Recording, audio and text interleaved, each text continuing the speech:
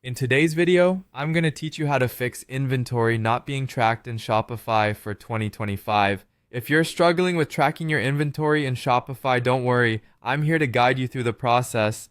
Keeping your inventory well tracked is crucial for maintaining your store's efficiency and customer satisfaction. Let's dive in and get your inventory tracking sorted out. First, we'll start by accessing your Shopify account.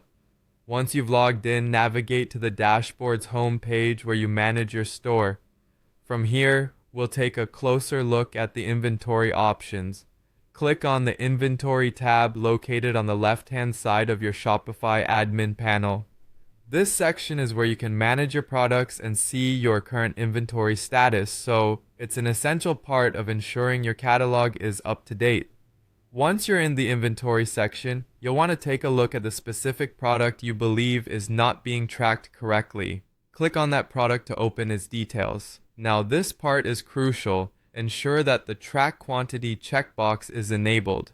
This option allows Shopify to monitor stock levels and alert you when you need to restock items. Not tracking your product's quantity can lead to overselling and unhappy customers, so make sure this box is ticked.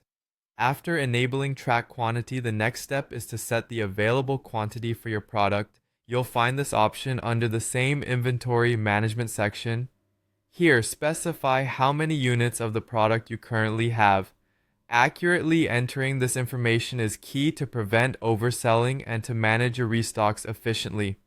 If your product has different variants, such as different sizes or colors, it's essential to repeat this process for each variant. Click into each variant to ensure the track quantity setting is enabled and then set the correct available quantity for each one.